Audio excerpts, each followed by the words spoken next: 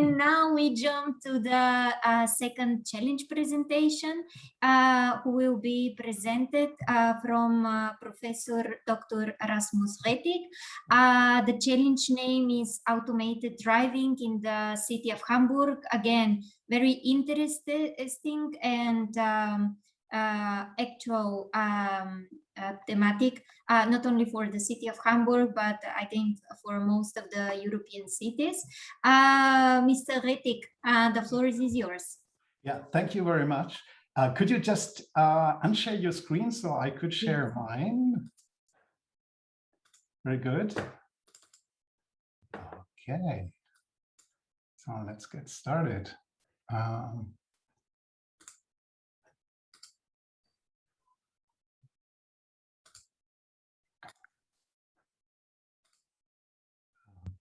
Okay, now you should see everything.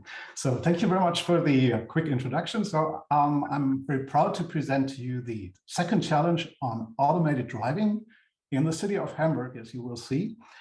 Just a few words about myself before. My name is Rasmus Rettig. I'm professor for electrical engineering and sensors at the Hamburg University of Applied Sciences, or the German version is HAW Hamburg. I don't want to try to really kind of translate the single letters here. And I'm actually head of the urban mobility at the university, which we founded in 2014. And I had the chance, because I wasn't the first to present, to borrow a slide from Hendrik a bit earlier. And this is what I want to use to introduce the challenge, because this one will be on business creation. So we should really look at, and I would ask you to look at, how could we create businesses based on challenges in automated or autonomous driving? And this is where I want to get to, and I will explain a bit more on the coming slides.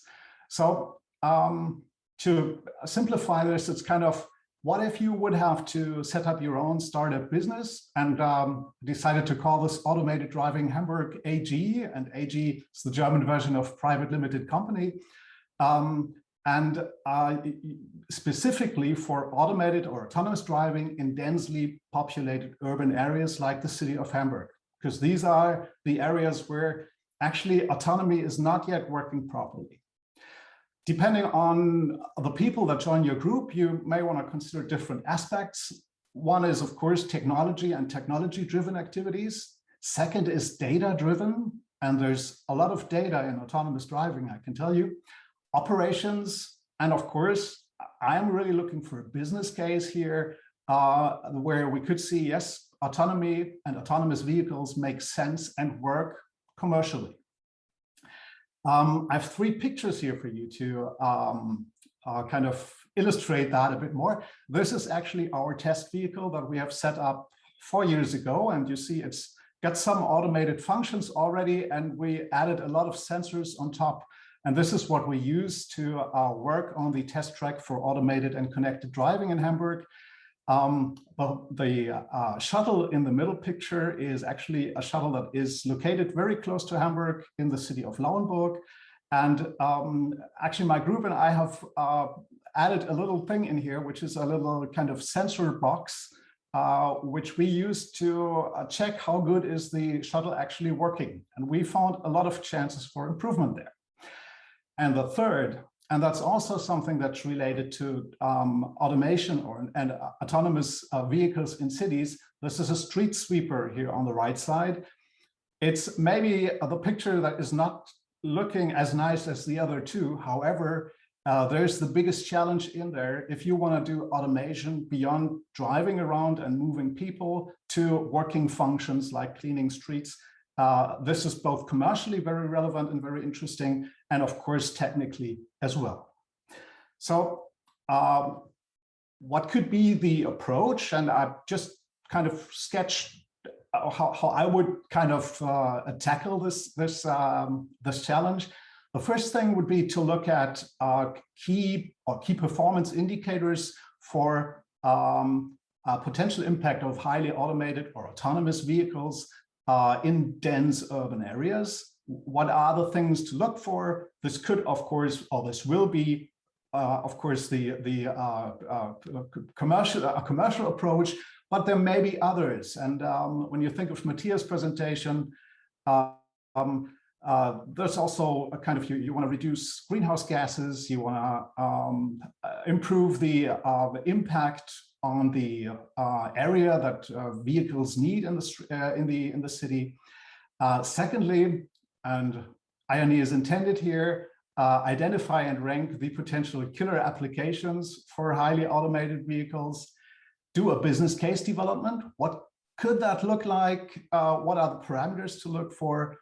Identify obstacles. What could be a reason that leads to making this business much more difficult than expected? And finally, how would you implement it? How would you see or create the glide path to implementation of this this business? Expected outcome from my side, I would expect an overview of your approach and answers to the key questions that I gave a bit earlier, a sketch, at least a rough sketch of the business plan behind, and that will be very interesting to see an elevator pitch to convince potential investors in your business idea. And just keep in mind, an elevator could be very fast moving and you may have only 30 seconds to get your points around. And I'd be very interested to see the outcome. By the way, on the right side, the nice picture you see in here, this is actually the mayor of Hamburg and myself, as you can imagine, in the just seeing each other, and our vehicle at the same time is doing a LiDAR image of the surroundings of the vehicle. So there's a lot of technology in there as well. And not to leave you fully alone with that, I did do some research on potential resources, and I have some web links in here for the tabular shuttle, the heat shuttle that you've seen in Harry-Ever's talk earlier. There's others in Germany around about. When you look into the world, there's kind of 25 different research projects on autonomous shuttles for people transportation. The next kind of bullet point is also very interesting. These are technology companies for automated vehicles. And if I look at those four, I would really recommend looking at Get Cruise, the last one, which has a very, very interesting also idea on how this and why this is relevant and good. I looked for a data-driven company, and this is EIT, and they're collecting mobility data to do some smart things with it, and of course to sell that. And finally, last but not least, the GeekWire article down here is a citation of Elon Musk, and you can imagine the rest of it. That was my presentation of challenge number 2. Thank you. If there's questions right now, you're welcome to ask, or do that later as well. I'd be ready to answer. Thank you.